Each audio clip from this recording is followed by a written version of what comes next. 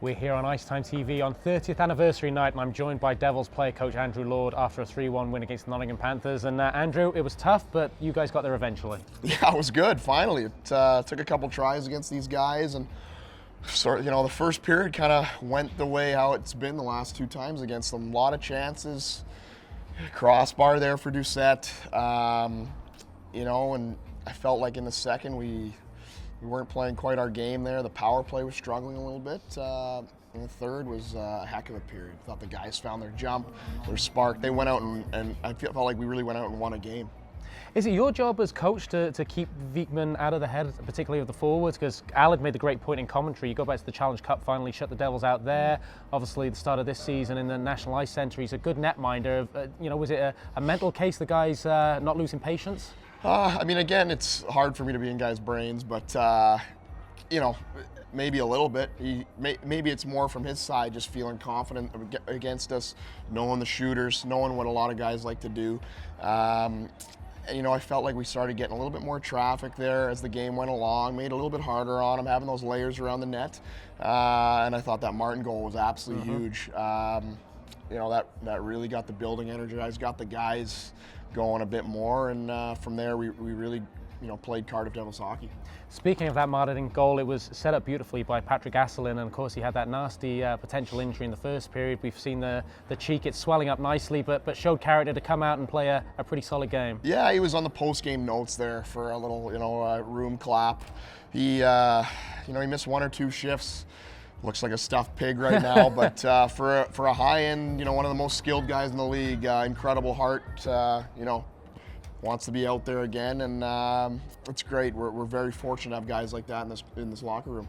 Obviously, at the moment, you're able to smile it off because the character of the team, you keep coming back in these games, keep coming back, but you're not scoring the first goal very often at the moment. Is that becoming a little bit of a problem? That's something you're going to look to address? Yeah, it's tough. You can go in and say, let's score the first goal, but what does that really do? You need to focus on the process, and I think that's what it's all about here. And I thought for the most part our process in the first period was pretty good. Like, we generated some great chances. I thought Marty's line was going. I thought Briner's line had another good night. And if one of those goes in, I think it's a different story because, again, they're playing a bit more of a passive trap style, and they go on the counter and they make it difficult and they box out well. And, as a whole, it becomes kind of a slow, frustrating game to play. Credit to them, working very hard defensively, blocking a ton of shots. But yeah, it is what it is, and I don't like to think too much about things like that, to be honest.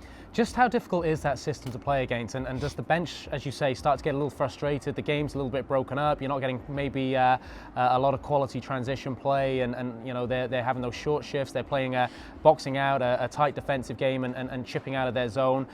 Is it a case of keeping the bench optimistic? Yeah, I definitely think we stayed positive. It was good. A lot of guys were pretty upbeat tonight in the second there when things weren't going great.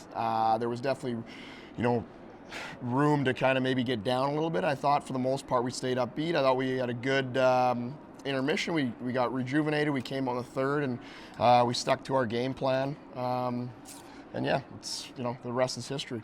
I've got to ask you the difficult questions at the moment because we're struggling to get interviews from opposing teams. Any views on the Doucette goal in terms of where that stick was? Not too sure. I thought it was good. The refs know what they're doing. It's a tough call.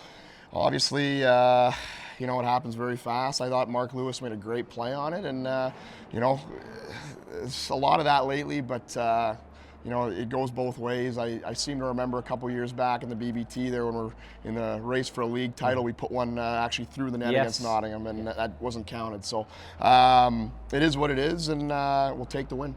I was going to ask about Mark Lewis coming back into the lineup tonight. Came back, gave a great performance, used his skating ability, used his physicality. You must have been impressed by that, but at the same time, Chris Culligan, so good lately, is the one to miss out.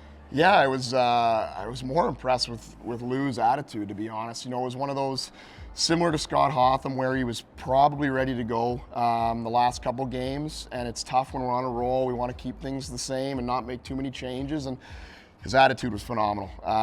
Great guy in the room, upbeat, just went about practice the right way, and you saw he was ready to go when he got his opportunity. He had so much jump tonight. He skates unbelievable. One of the best skating big D-man I've ever played with, and it's such an asset. Unfortunately for Cully, he's been playing great hockey. A little injury there, that was really the reason for the lineup switch. He should be fine here. I think he's day-to-day, but it's very fortunate to bring a guy like that into the lineup when another guy gets injured. I know you always brush me off when I ask questions like this, but in your mind, it must be nice to be leading and not chasing this season. You're leading the pack right now. Yeah, it's good. That's all it is. Don't even look at the standings. Let's worry about Edinburgh. Very good team. They got some great talent off the rush. They got a goaltender that can get very, very hot. We need to get our rest here. The games are starting to pile up. We need a huge start to Saturday, and let's get the first goal, right, John?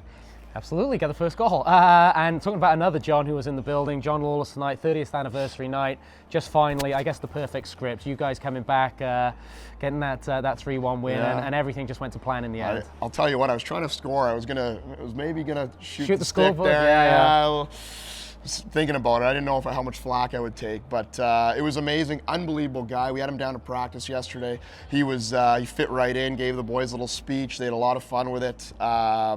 Unbelievable attitude, so positive, so upbeat. You can tell he loves the game. It was really fun to have him around, and it's great having those Devils legends back. And what can you say, 30 years, it's pretty cool. And you're proven to be a pretty big part of it right now. You're here for a while, and you've won a trophy, and you're leading this team into the next generation.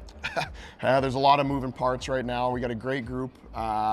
Just love the character in the room above all else. It's a fun group. We're having a ton of fun. It really makes my job easy. Andrew, as ever, thanks for the honesty and thanks for joining us on IceTime.TV.